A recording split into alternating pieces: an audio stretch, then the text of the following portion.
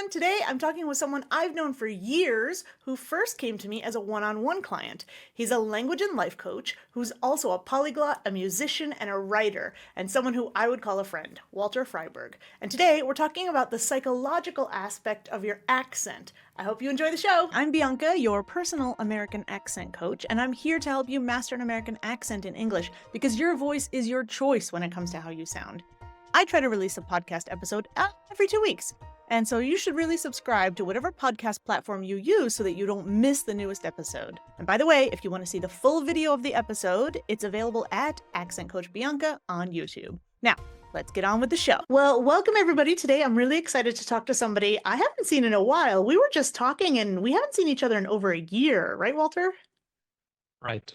It's been a while, and you have had some changes, I would say, in your teaching and what you're helping people with. So if people have heard the episode that you and I had a while ago, they might be interested to hear your updates. So maybe you can give yourself an introduction for everybody who doesn't know you and kind of update people who have heard about you from before. Sure. So first, thank you for inviting me again, Bianca. It's a pleasure to be being here. I'm Walter Freiberg. I'm a life coach and language coach. I'm originally from Buenos Aires, Argentina, and based in Uruguay since 2022.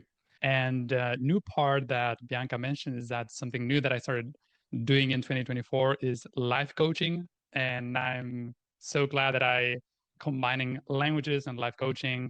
Wait. And Walter, can I stop you for a second? Did you yeah, mean like F like Friday life coaching or live with a V, live coaching? Because sometimes people make a mistake, so I just wanted to clarify for everybody. that's a good one. I mean, life coaching with an F. Life coaching, life Okay. coaching. Thank you. That's perfect. Okay. And I remember when we used to talk, the thing I remember first about you is I was very interested because you were doing something that not a lot of people did, which was you were coaching Spanish, but a very specific accent. Can you tell people what that name of that specific accent is in Spanish and kind of like just a little bit about it? Yeah, so I do part of the language coaching work that I do is accent coaching, and it's Rio Platense Spanish, and that's a Spanish spoken mainly in parts of Argentina and Uruguay. And so that's what I do in terms of Rio Platense Spanish. Yeah, that's a name that a lot of people might not have heard of before, unless they've heard your episode with me earlier. And I was always intrigued about that because it was so specific, and it was an accent that I thought, oh, yeah, maybe certain people are really going for that specific accent. Because, like in English, you have so many different accents in Spanish, and every once in a while, somebody will tell me, like, oh, yes, I'd like a California accent or a Texan accent. But most people, at least in English that I encounter, are looking for kind of a general or standard American accent so they can be kind of understood better in general. But who are the kind of people that might want this accent? Well, there's people who moved to Argentina or Uruguay, so people who relocated here, or maybe they have a significant other who are from Argentina, Uruguay, or maybe they Hmm. just like the accent because they Hmm. think that it's cool, or maybe they like soccer, they like Messi, or they like, I don't know, they just like how it sounds, and that's the choice they made. Many reasons. Ah. So this could be people whose first language is actually Spanish, or people whose maybe second or third language is also Spanish.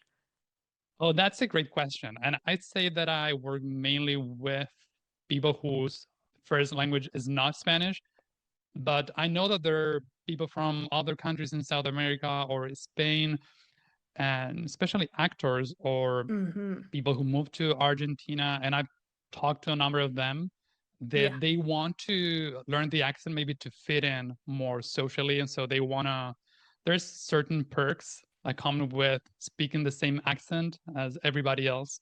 And Hmm. so Hmm. I say that I work more with people who are learning Spanish as a second language or third language. And that's kind of why I wanted to ask, is because our whole theme today is about language and identity and how we feel about these things. And I wanted to also mention, if you don't mind, that I would consider you a polyglot. And so how, if you don't mind telling us, how do you feel yourself about that idea of fitting in, by using language or accent? And how important is that to you, maybe personally, when you're learning other languages? Well, to me, it's very important and for different reasons. And I have a strong connection with music. I play the piano and I like singing.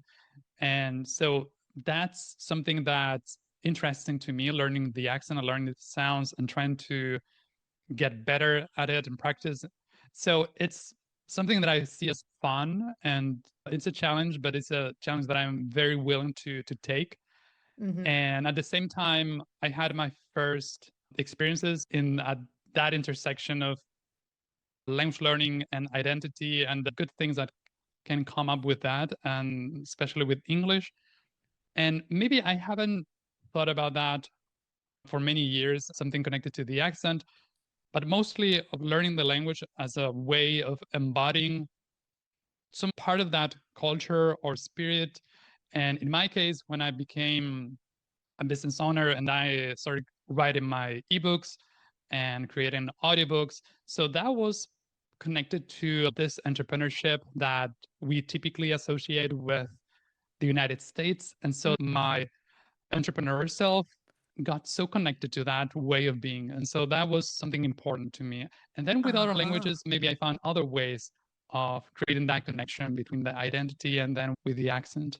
It's almost like you're just embracing a certain maybe even set of values with a language or a dialect or a specific accent, you know. And sometimes to me that kind of comes with model speakers, right? Somebody who speaks the language that I would kind of like to speak like. Maybe it's all about how they speak, or maybe it's a little bit of this person, a little bit of that person, you know. So I think yeah, we always have these ideas about ourselves and we can't really kind of undo them. It's really difficult to undo them. And speaking of this specific dialect that you were talking about, Rio Platense, didn't you also have like an Italian client too that kind of embodied this idea of identity and accent? Oh, yeah. So one of the persons I worked with that was in 20, he absolutely loved soccer. He was from Italy and he had learned Spanish, but he had learned it in Spain, or the teachers he had were from Spain, but he was very passionate about Argentina.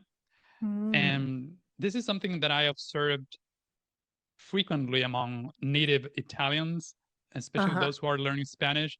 They know that Argentina is a big part of Argentinian. There, we had a lot of immigration, and Hmm. so they feel like just as Argentinians we are connected to Italy, they feel like they're connected to Argentinians Uh-huh. because like maybe Hmm. great parents had Hmm. immigrated to Argentina. And Hmm. so what I noticed that this person, the main reason he wanted to learn the Rio Platense accent was he just loved the soccer, Argentinian soccer leagues. And he was a Uh-huh. fan of Maradona, Messi, Di Maria, all those players. And he wanted to become, he wanted to be more like them. And he even Mm. liked what's the word for like the person who is when you're listening to a soccer match on the radio? What's that word? Uh-huh. The And the broadcaster? person who's like telling you about what's happening, that Yeah, word? Oh, commentator. A person who's making the comments commentator. is the Oh, thank commentator. you. Uh-huh. Commentator. Yeah. So he really liked listening to Argentinian commentators in soccer, and Ah. because he watched part of the work we did was with interviews from Messi, Di Maria, and these players, but also just the work of watching and having specific role models in specific commentators. So that was part of Mm-hmm. the work that we did. And it was very connected to something that was important and meaningful to him. And soccer is Yeah. big in Italy as well. And yeah, Uh-huh. That actually makes me want to talk about mindset and motivation too. But first, do you mind if I tell you a little story about soccer and Spanish? I don't know if I've yeah, ever mentioned please. this before. Okay, so when about what are we? 2025. Now we're recording in January 2025, one of the first podcasts of the year, and now it's been about 25 years. So 25 years ago, I had a brain tumor. I don't know if I ever told you this. I had a brain tumor. It was gigantic. It was the size of a chicken egg inside of my head. And it was so big, they wouldn't touch it with radiation. So the only thing they could do was surgery, and it was behind my left ear. That's why I'm deaf in my left ear now. And it was on the hearing and balance nerve. So imagine this tumor is wrapped around my nerve, and the only thing they can do is cut the nerve to get it out, right? So it's 15-hour surgery, I think. I don't remember. I woke up in the hospital room, and I thought I was blind because they said we don't know what's going to happen in surgery. we just don't know, right? Like we don't know enough about the brain to know what the side effects are going to be. So I woke up, I couldn't see, I thought I was blind. I thought, oh, okay. They said, maybe you'll lose your memories. We don't know if you're going to be able to speak. We just don't know. So I woke up, I thought I was blind. And the only thing I could hear in my room, my hospital room, was Spanish being spoken. And people were, I thought it was Spanish anyways. I had never taken Spanish, but I assumed it was Spanish. And I could hear people kind of yelling and stuff like that. And I was very confused. Why are people yelling in Spanish in my room? Turns out somebody had the TV on and they were watching soccer. And I could hear applause and screaming and things like that. And so I just remember for the first few days, because what it was, I had bandages around my head and I couldn't see because of that. But I just remember this connection with Spanish and specifically with soccer. I don't know if it was Argentinian, I would not have known. But whenever I hear soccer in Spanish, it just brings me back to being in the hospital. And so I think it's kind of a weird story, but I think we all have these associations, like you were saying, oh, they're associated with their family having come over, or a distant uncle or something. And so we always have connections to this. And that's part of what shapes our identity with a language or a dialect or an accent, and these things kind of run deep. And they could be some of the reasons for our motivation. Like you said, this guy really wants to listen to these commentators. He wants to squeeze maybe every bit out that he can, even if he himself doesn't want to be a soccer player. So let's talk a little bit about motivation and mindset. Like, how do we feel about identity and accent and the kind of psychological aspect of working on our accent in another language? Could be Spanish, could be English. What are your thoughts on motivation and mindset? I think they play a big part. And one of the things that I really like about my meditation, when he's a Buddhist, and maybe people from the audience are familiar with take on Buddhism and desire, like desire is not a good thing. And he says, Mm, even as a Buddhist, he says, you need to want it. If you want mm, to make progress in the spiritual path, you need to want it. And so that's something that there are some wants that can be good. And in mm, terms of those of us who are motivated or who want to reduce our foreign accent, we want to have a more native sound accent. hmm. The first thing is wanting to do it. And if Yeah, you don't yeah. want it enough, and if you don't want it, we're not going to put in the work. But Hmm. there's another thing, and it's that we need to believe that it's possible for us, or that it's even possible, Ooh, and yeah. then that it's even possible for us, right? Uh-huh. Because maybe I used to have this ex who would also always say, oh, I want to be a rock star, right? Like, okay, you should probably practice the guitar a little more, and it was this pie in the sky kind of dream for him that he always used to say. And so wanting something is one thing, but also believing that you can do it and then taking action, I feel like those need to come together, and what you were saying earlier about motivation, I wanted to add something I thought about because also I have a friend who is Buddhist and very much into meditation. And this happens with my clients. I don't know if this has happened to you or someone you know, but sometimes when you want something very much, it kind of blocks you, because the desire kind of gets in the way and you feel so strongly about it that you're kind of like blocked actually from making the progress that you actually want. So it can also kind of work against you. But tell me more about motivation in your case. So that's a great point, and I agree that's something that sometimes we want it too much, Mm, and that can be problematic. And I think that it's important to being realistic in terms of what we can do and setting realistic goals and pace ourselves. It's not that we need to make overnight changes and that we have time and mhm. that we can take it one step at a time. And I think that it's so important to celebrate the small wins that we are Mm, conquering along the path. And I think that's so important. So I mm, truly believe that it's good to get pumped to do it and to want it. And at the mhm. same time, it doesn't have to be in a week or in a few days. We can take our time and we can just do it one step at a time.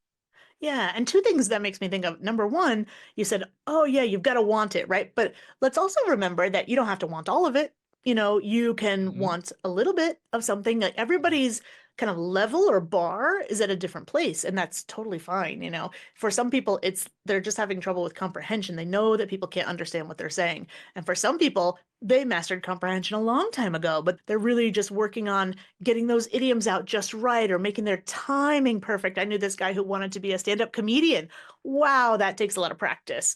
So his bar is totally different from somebody else because it's like it's all about then the timing and saying something right, or maybe even you knowing you're making a mistake and using it to your advantage, right? If you're a stand-up comic, you could use that to your advantage probably.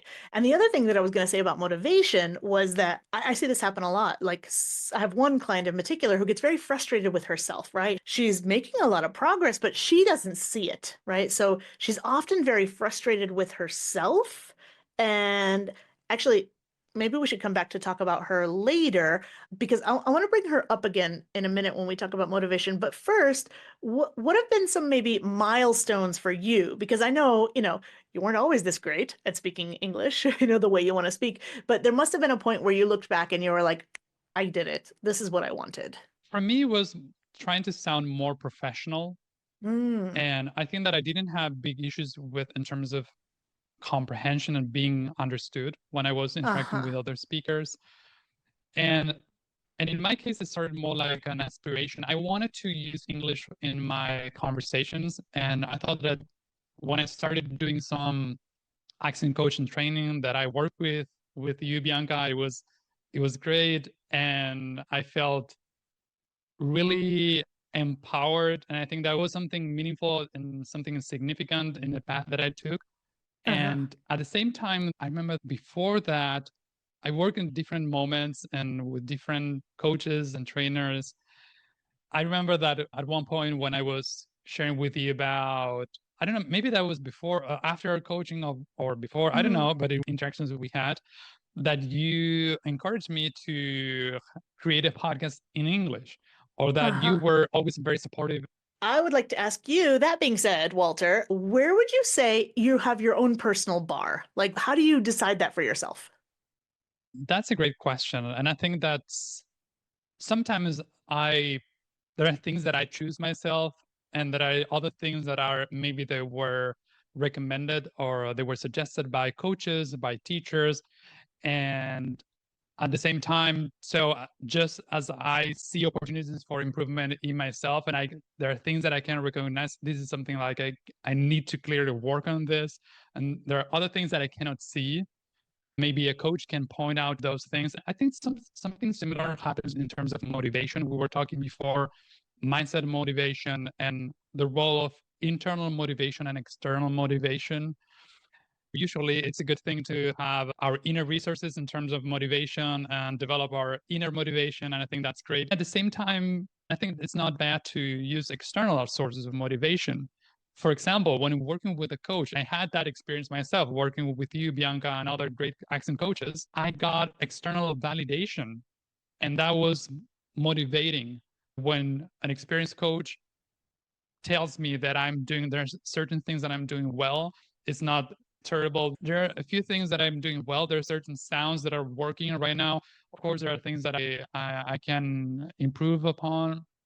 And at the same Hmm. time, something I remember that when in one of our conversations, and I was sharing, that was before starting my podcast in Spanish, that I was sharing with you this idea, making a podcast. I'm not sure if it's going to be in Spanish or English. And I remember that you said something like, you could do this in English. Like Mm. No any of question. those words is like, it's not a Yeah. limitation. Like, don't limit Hmm. yourself just on the language, and you can absolutely do that. And so something that I wanted to mention here in terms of motivation is also when sometimes can be important when others are seeing possibilities in ourselves that Hmm. maybe we haven't seen ourselves yet. So, Yeah. and that's when the coach or the teacher, somebody else, an external source, comes to the rescue sometimes.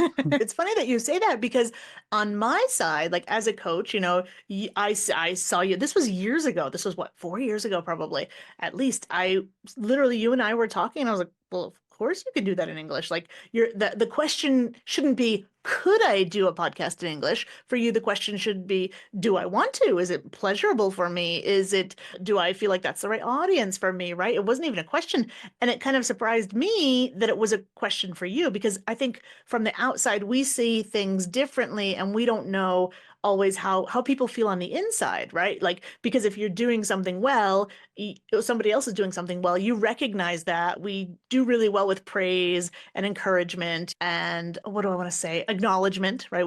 When we're acknowledged for something, that tends to really spur something in us.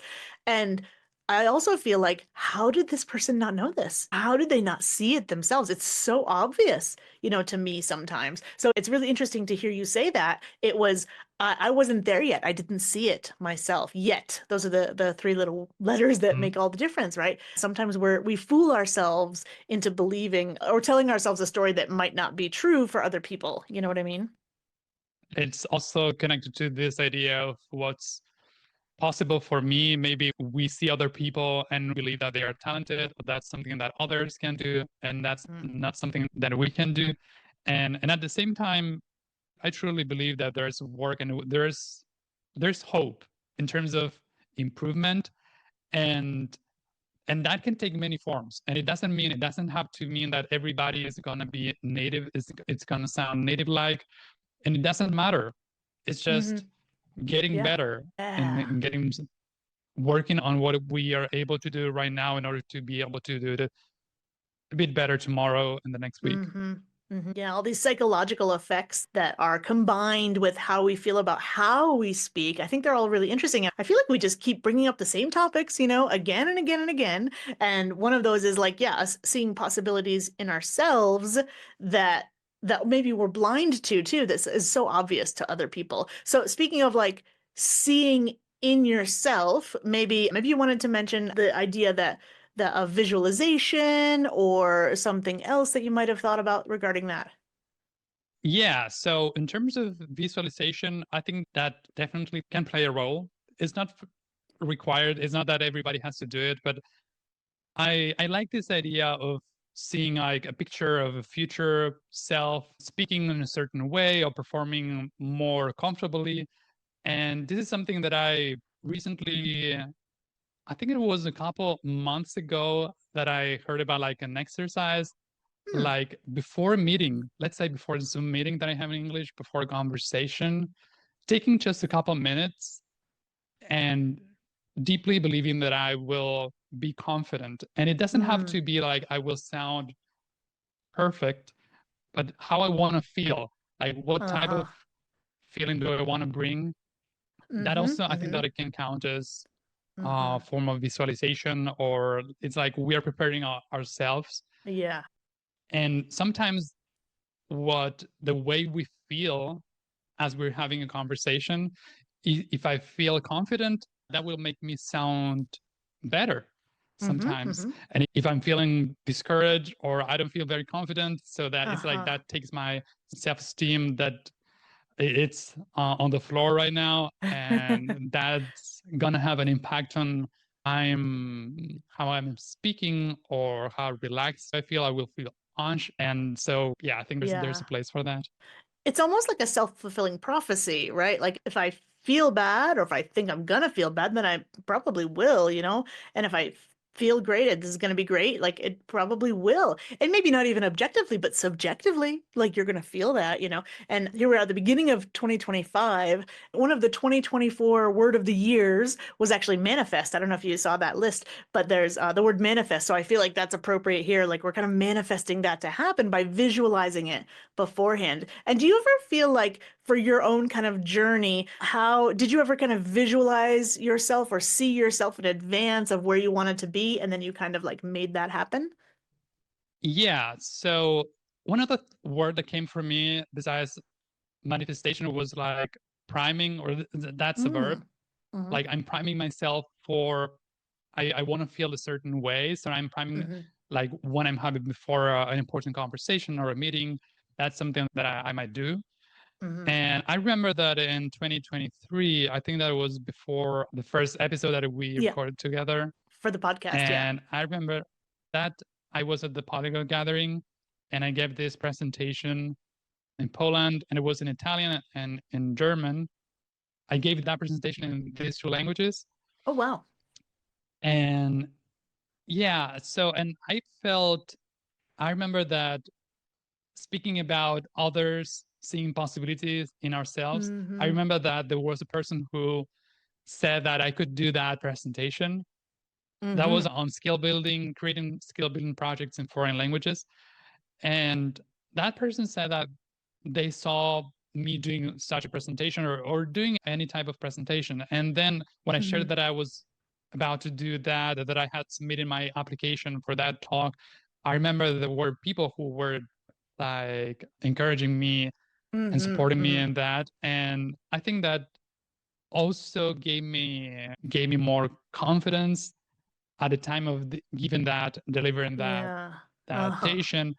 And I think that sometimes, and something that I'm thinking right now in terms of motivation or feel, or in terms of confidence, when we are sharing that we are going to do something, also it matters the people we're sharing it with. So I already knew, and I know who to share this news with, right? People who you're probably going to get positive feedback from about it, right? Yeah, Yeah. right.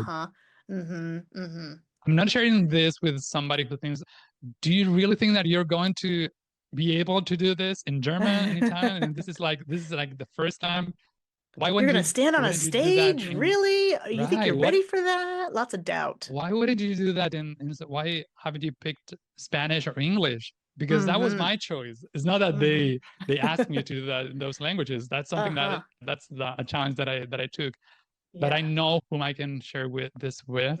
And I think that also adds to the motivation and to the positive feelings that then we get to experience and to feel in that Exactly. situation. Oh, totally, totally. And that kind of reminds me of when we were talking about motivation, progress, visualization, setting the bar, things like that. That reminded me kind of this one client that I have she's an actress and she's kind of hard on herself, but she has made a lot of progress, right? And I'll say, yes, you can do this. You can totally do this script, in an American accent. Or recently she wanted to do like a cowboy script. And so we would have to change and say, and she's learning a few new words and things like that. But I noticed we were doing this cowboy script and, she's always looking for what's wrong. And we got through this kind of long kind of monologue part of this. And, I was like, oh, when you said the word girl, it sounded like girl. There was no R in there, so I was pointing out a couple of things where it could be better. And I said, but, did you notice? Like, throughout the whole script, there's plenty of R's in there, and that's the only one that you missed. And I said, not only that, notice when you said, I think it was attitude was the word in the script, attitude. I said, did you notice how good your was there? And I think another word was does, right? And she always used to say doze. And I'm like, you're not even noticing all the great things. You're only noticing the negative things. So she's putting a lot of energy, into that herself, right? So I feel like this idea of how who we share information with, right? And that could be ourselves too. How we kind of judge ourselves can in turn kind of create feelings for how we feel about ourselves and the language. Has that ever happened to you? Yeah, that I think that happened many times. It still keeps happening. Mm, And this idea of what I am trying to correct every single thing or not seeing what's going well. Yeah, mm, that still happens. And then again, I think that it's good to be careful with the type of company we have. And especially when definitely. this is something that maybe is not so talked about in terms of language practice, when we are really careful on picking our language exchanges and our conversation partners, Mm, our tandem partners, there's people who are going to be more acknowledging than others. hmm. And there's people who might be very harsh on our accent or on Yeah. our pronunciation. And we might even get unsolicited advice, and that's Hmm. not great. And sometimes people feel like, oh, but they're helping me learn the language, so I need to continue doing this. And Hmm. Hmm. it can be potentially harmful in terms of Yeah. self-esteem and what we see possible for ourselves. Or people maybe Uh-huh. they keep doing certain types of corrections, or they given certain Uh-huh. feedback that maybe is not so important to me. And Hmm. so that might be another conversation, maybe a different That'll be our another next episode. episode, perhaps. That would be our next one, Yeah. maybe. And And that makes me think of how, like, if you feel bad in one area, that can kind of transfer over into another area, right? So, like, what might happen if somebody says something to me about something that, like, especially unsolicited advice, let me say that better. If somebody makes a remark, let's say, especially if I'm not prepared for it, then I might suddenly feel bad about that, and that might make me think other things about my language too. I find sometimes that transfers. Have you found that to be true? Yeah, I had a couple conversations with English learners. So there was a person from Argentina, for example, someone from Uruguay, and they were saying some things like along the lines of, I need work, I have work to do in terms of my English skills because my accent is not quite there. So what they were saying is like their English skills were not solid or were not good enough Uh-huh. in speaking terms. They were maybe confusing like the grammar and vocab and general language skills with Uh-huh. accent. So they were Mm-hmm. saying, okay, so I can speak English, but I'm not fluent. And what they Mm-hmm. meant is that they speak English with an accent. Yeah, In yeah. my opinion, those are two very different things. Exactly. I don't Yeah, know what your thoughts are around that. I think that we have a tendency to like correlate things together that don't necessarily go together. For example, some people might have heard of this thing called the halo effect. This is something that I've heard, or halo bias even, is, for example, if I see that you're very polite and you open the door for me, I don't even know you, but I might think, oh, he must be a very good father, right? Like we just associate these good characteristics or qualities that maybe have no direct relationship, right? And the same is true. We've got the halo effect, like a halo on an angel, and then we've got this other thing we discovered is called the horn effect, right? So angels and devils.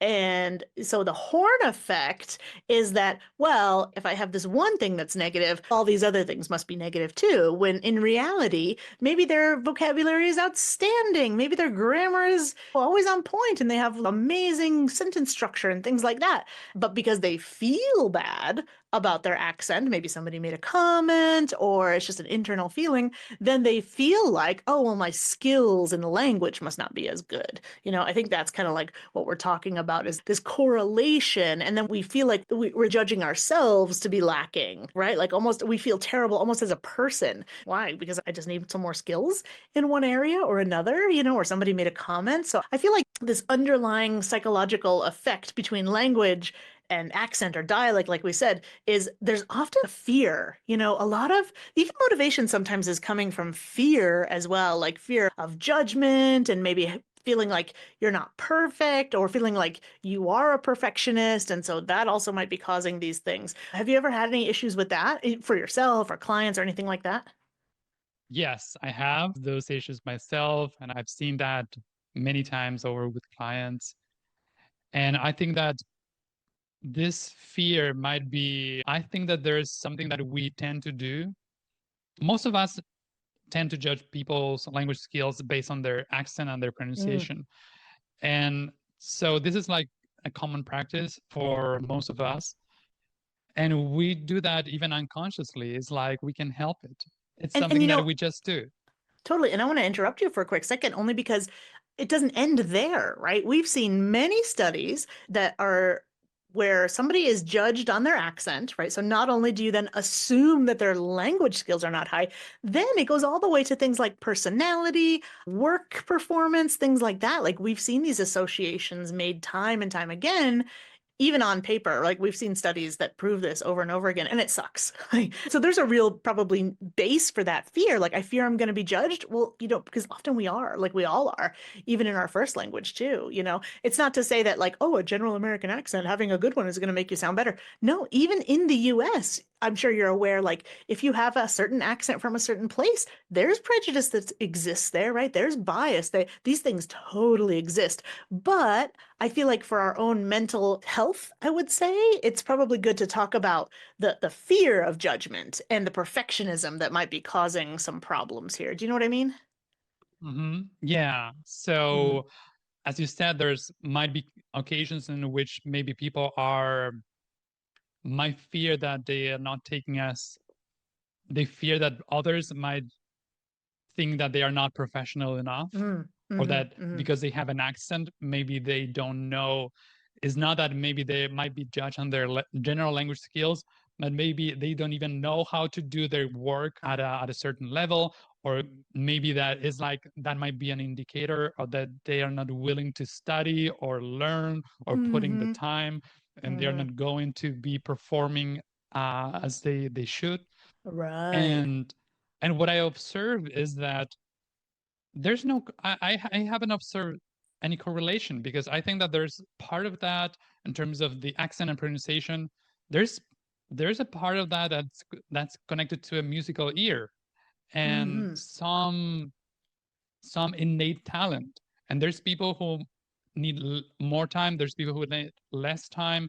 There's at the same time there's some skills that maybe I've seen over time that sometimes part of the work that we do, and or at least that's what I observed in my practice as an accent coach, is that includes also helping people to get better at listening. For example, we Mm-hmm. haven't I think that we have talked in the about this in the other Yeah. episode we did together, the Uh-huh. relationship between music or The music training, ear musicality. Yeah, training, yeah. Mm-hmm. and accent modification. And so I think that there's might be a place there. But Mm-hmm. going back to the fear of judgment and perfectionism, I think that it's, as you said, it's healthy to avoid falling for that, and keep in mind what's the direction we are taking.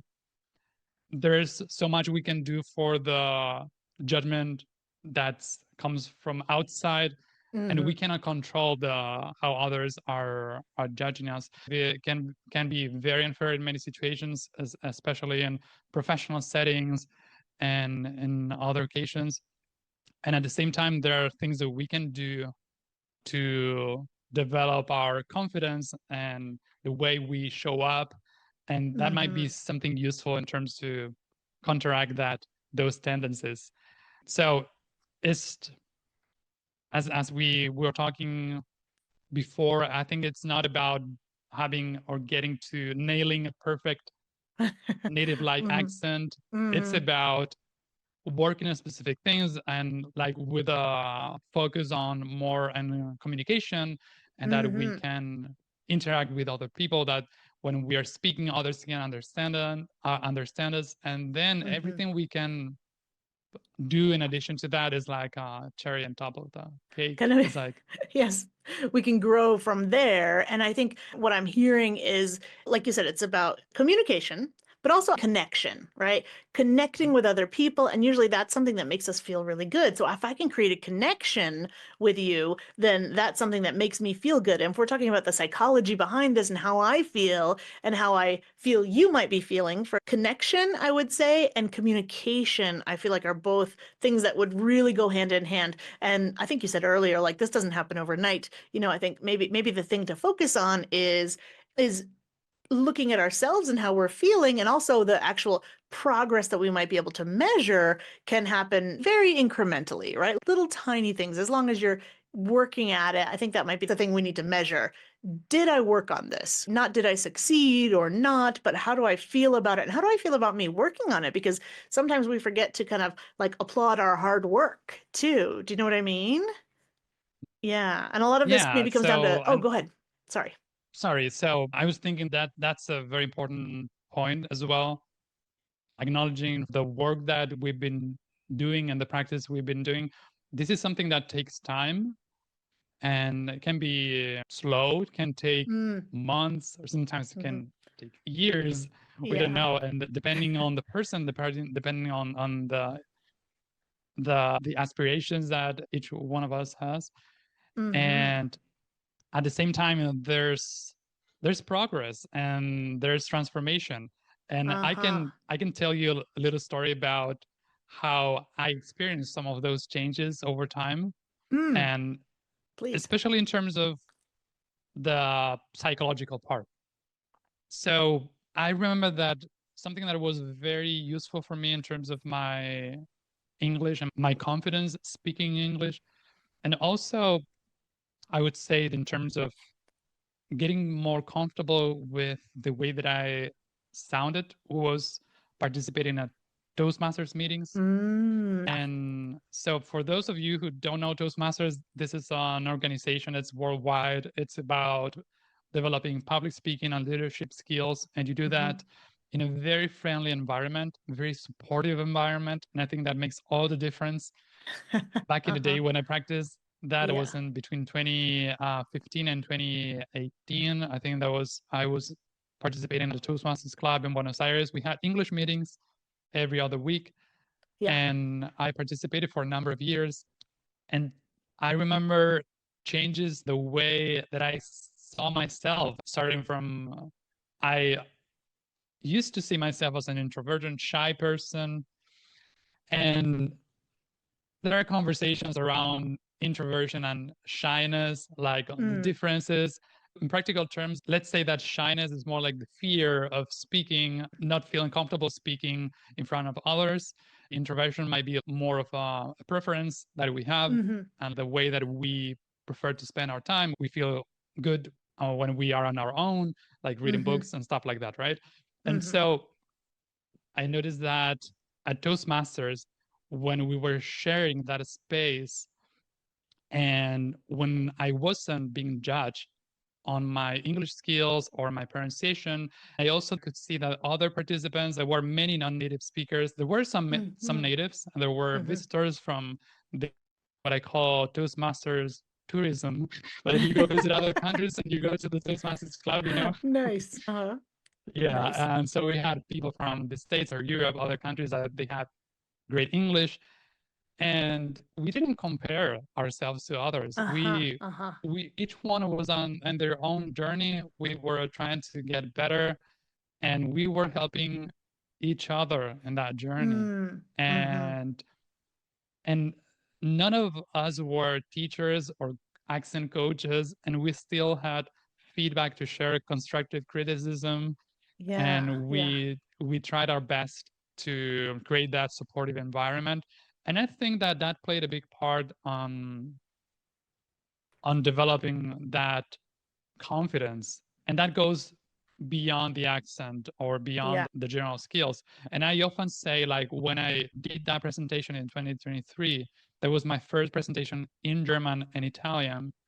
I remember that I had already like 4 years of experience giving presentations. Okay, they were in English, in a different language, but I had so many positive associations with being in front of others and speaking in public.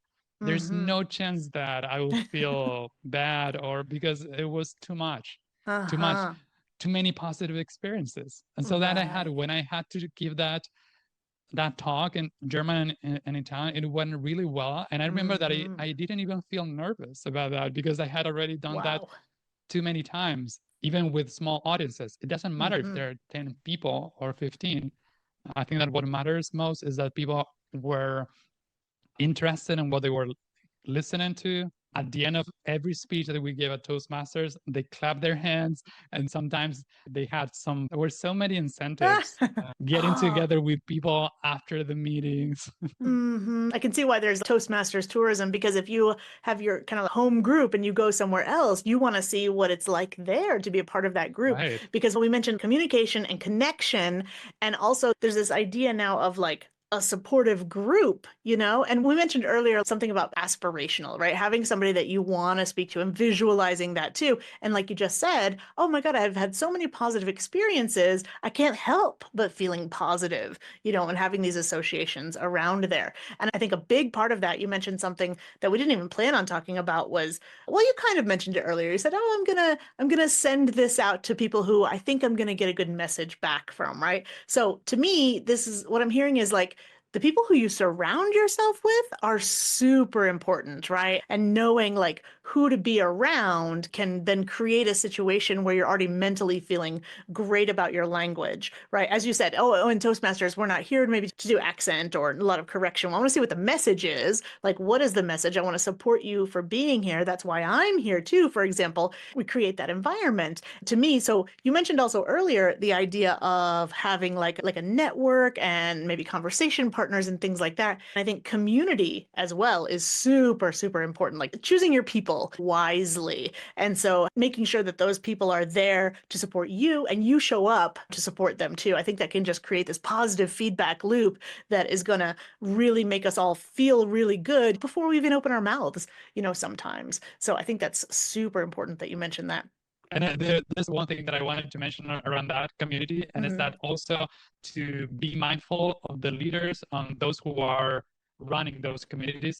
There are some communities that maybe they don't necessarily have a leader or a person that is in charge, but if we really like the qualities of those persons, there's a good chance that something good is going to happen there, and it's going to be a friendly, very supportive environment.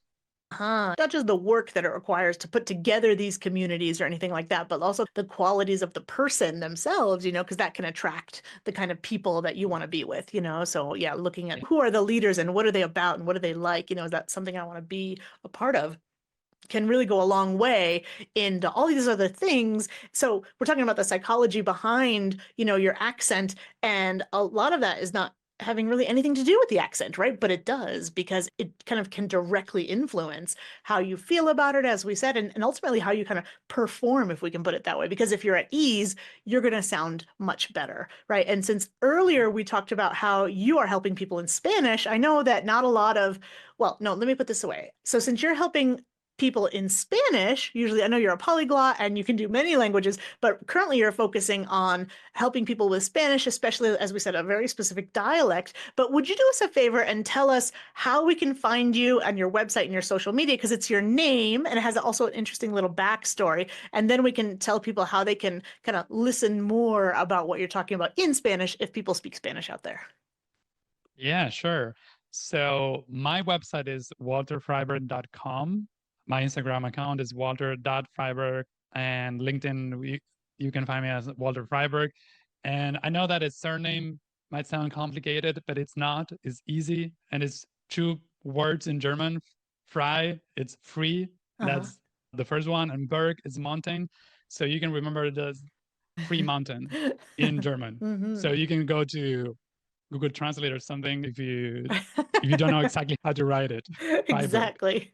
I'm going to spell that too. But isn't there something about your first name too? Something, the translation of that as well, and how that kind of all fits together?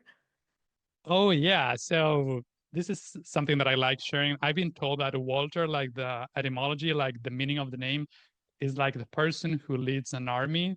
And I'm not into war and things like that. I'm quite the opposite, being a Buddhist. But I created my own meaning that it's, as I said, Freiberg, you can take that as a free mountain or mountain of freedom. And so I make it mean that the whole name is Walter is like the person who takes or leads people to freedom, to the mountain of freedom. And I like thinking about that in those terms. Oh, I love that too, because yeah, a lot of people think like a leader might have to be loud and opinionated and things like that, but often leaders can very kind of quiet, like you said, and introverted. And there's a power in that too, that we can see. There's a charisma, there's something about that person, and that's something that like you described yourself as kind of like shy or introverted, but that I've always known you to be very knowledgeable, very thoughtful, as well. So this is the person that I see. And so to me, that's a leader, right? That's a person that you want to follow to the mountain of freedom. I feel like there's certain motivations for all of us, right? And one of those universal motivations is a sense of freedom. I want to feel free to express myself. I want to have the freedom to apply for all these other jobs and things like that. And that could come back to language and accent and identity and all these things. So I feel like it all kind of goes together. So your name is kind of like a real nice symbol for this. So I'm going to spell it for everybody. And then maybe you can just tell us about where we can find your podcast and who might like to listen to that. So I'm going to spell your first name. It's Walter, Walter. And because the E's and the I's in English are really difficult, and you said it's more of a German root, its last name is F-R. For us, it's going to be letter E-I and then B-E-R-G, because Berg could be B-U, could be B-E, right? And that Fry could be E-I or I-E. So I'm going to spell the last name again, Freiberg. So this is my friend Walter Freiberg. And tell us a little bit about your podcast. Thank you, Bianca. So my podcast name is Poder Aprender. So it's in Spanish. and it's on language learning, hobbies, and skill building. And as I always said, this is not for just for natives, it's for anybody who wants to listen to a podcast in Spanish. And that's including Spanish learners and those who learn Yes. Spanish. And it doesn't matter when you learn it, if it was when you were a baby or as an adult. So I made this podcast. It's not a podcast to learn Spanish, as I also like to say, but it's just a podcast to, if Spanish is your native language, you can use it to learn. And if it's not your native language, you can use it to practice Spanish and to learn other things on the way. Absolutely. And I love the podcast format too, because you can listen while you're doing other things. And it was funny because a while ago we were talking about podcasts in Spanish, and I said, oh, there's plenty out there, but it's hard to kind of pick the ones. Me as a learner, I'm saying this.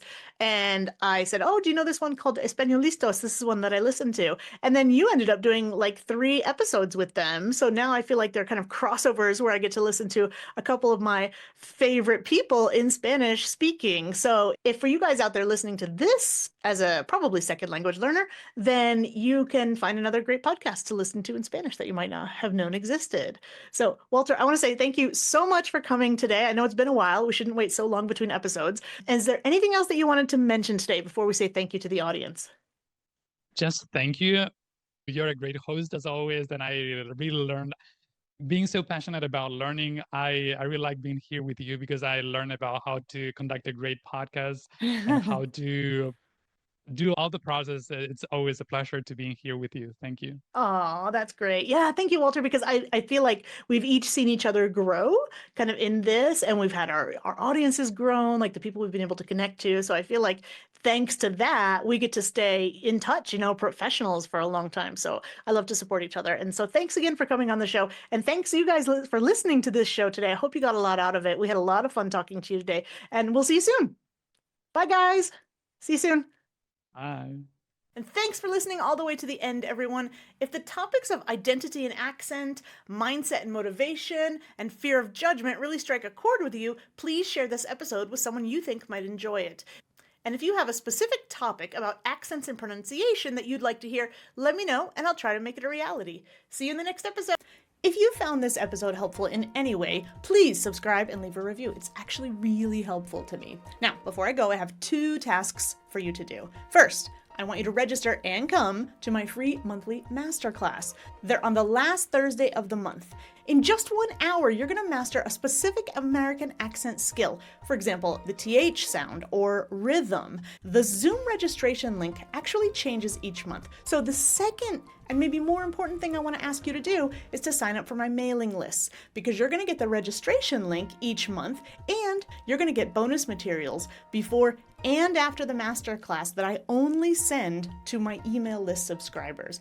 The email opt-in link is down in the show notes. Be sure to sign up for my mailing list and come to the monthly masterclass for free. I'm Bianca, your personal American accent coach, and I want you to know that your voice is your choice. Thanks for sticking around to the end of the show. I'll see you in the next episode. Bye for now.